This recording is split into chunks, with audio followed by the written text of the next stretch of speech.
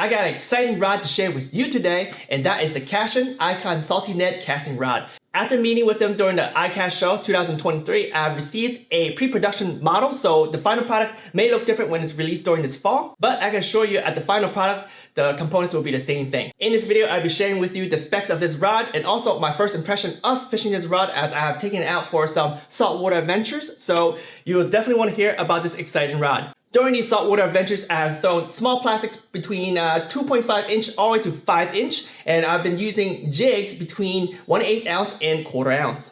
I paired this rod up with two different reels with two different line diameters, so I was able to experience this rod to its fullest between the entire weight range of what this rod is rated for. And with that said, let's first start this video off by talking about the rod specs. So this is a 7-foot 2-inch medium light power casting rod, and it has a fast tip action. And the midsection have a nice bend, and then at the very bottom, very end of the rod, it's pretty stiff, have a lot of power to handle your big fish in the back bays. And man, when I say handle some big fish, whoo, I hooked a brown cow nose stingray, and I was being pulled around the back bay like, whee! It bent really, really well. Now this rod right here is rated for 1/8 ounce to a 1/2 ounce. I know the specs here says 1/8 to 7/16, but this is once again a pre-production model. The final model, I've spoken with Cashion, it's gonna support 1/8 to a 1/2 ounce. The carbon blank on this rod is their own. It's American sourced, and it's currently their most sensitive, the CR6R. Cashion also used their own proprietary epoxy by Dr. Cashion, because he is a chemist, or shall I say alchemy, which is a mix of science and magic, because this rod right here is super sensitive. When they talk about epoxy, mixing it with your rod, right, it could make it or break it. Bad formulas, you know, it could make it super heavy, it could lose its durability, right, it could lose its sensitivity, flexibility, it can lose a lot of things. And this rod right here, it feels very light. And when it comes to finesse fishing, I love having light rods, and it's still super sensitive. And when I say sensitive, I was picking up small little bites from those nursery-sized black sea bass in the back bays. It's pretty amazing. All right, let's talk about the rod handle and the reel grip. Okay, so it sports a split grip style, and it uses a carbon fiber mixed fiberglass. Now, first impression about this stuff here. When I first looked at this, right, like I saw it online, it's getting pretty popular. I was like, man, that looks like it's a pretty hard handle. But when I grabbed this right here, it feels like I have a little bit of give, but it's definitely the hardest material I have ever held on a rod. But I do feel that it will help transmit a lot of the sensitivity from the line, the rod tip, all up to your hands. And not only that, this whole reel seat right here, it's inserted through the entire rod blank, and this is exposed right here in the back where your index finger is. So if you like to hold your rods and have your fingers at the trigger grip, you now can pretty much feel anything your lure gets in contact with. So the gimbal rod butt right there, see that cross?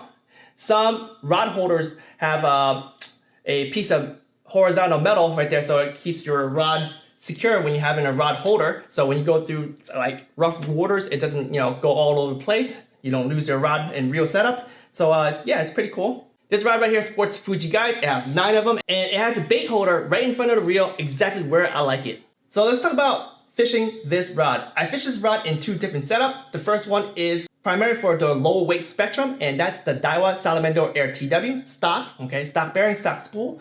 I have about 125 feet of Varivis 4.8 Go PE line, so that's very, very thin line, which allows the lure, especially the light ones, small ones, to go through the current, because when you have current and also the wind's blowing your kayak, you got to get to the bottom. That's where the fish are at. So thin line for the win. For leading material, I was using Varivis, the Absolute CB, which is monofilament, and I used anything between 8 and 10 pounds. I started off with the 10 pound because I was looking for bigger fish, but eventually I downsized to 8 pounds because it allows me to get down deeper, quicker, especially with the small, light lures. Now, while fishing this setup, I caught primarily summer flounder, but I also caught nursery-sized black sea bass, which was really, really cool. And I have to say, this rod right here is very sensitive.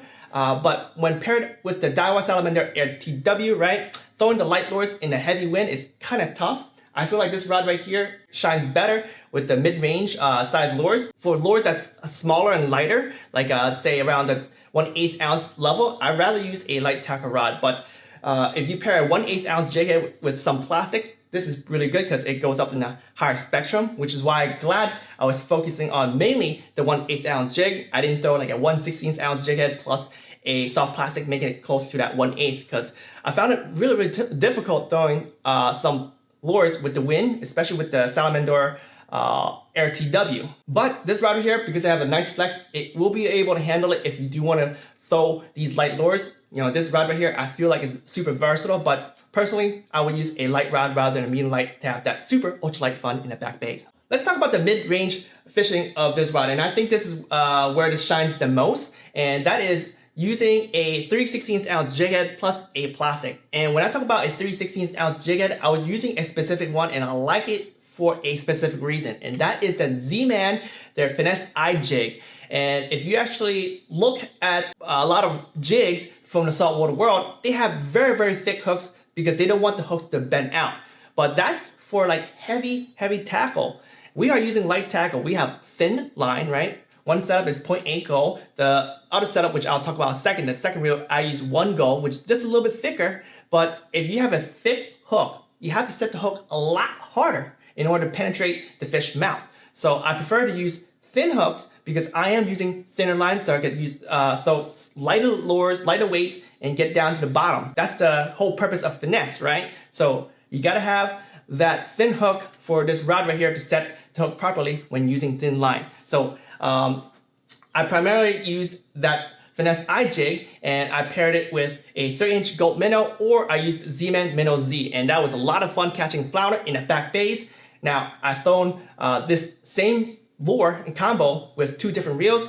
I did use the Daiwa Salamandura Air TW, but I feel like the Air TW, it has the micro bearings by default, so you actually lose some casting distance. And with the wind and everything, right, like that, you throwing your lure out against wind, you are more prone to backlash and you actually lose a lot of distance. So my other reel that I like to throw, and I think I'm gonna have it primarily on this rod going forward, is the Daiwa Alpha's SVTW 800S. This is a BFS reel that works best for light and medium light, and I found that it's perfect for the salt world. It doesn't have a drag clicker, but it's a sleeper reel, and it's a very awesome reel for saltwater fishing. You definitely see me using the setup more often next season for back bait flounder fishing. Alright, so the last portion of the video is really surf fishing, and I had to throw a heavier jig in order to get some distance onto surf. And in New Jersey, for finesse fishing, most people throw a 1/4 ounce jig head plus a 5-inch gulp jerk shad. For me, this is what I've done. I was throwing mainly a 3/16 ounce jig head or a 1/4 ounce jig head, the Z-Man Finesse jig. And yes, it's 3/0 hook, but it's a thin wire because it allows me to set the hook a lot easier with thin line. For my reel setup, I had the Daiwa Alpha's SVTW 800S spooled with 150 feet of Vervis 8 PE at 1 go. And for leader materials, I was using 10-pound monofilament. For soft plastics, I wasn't using gulp. I was using only Z-Man products. I was using their 4-inch jerk shad, and they actually came out with a 3.5 version, which is very exciting. Smaller profile lure, and it's a little bit lighter.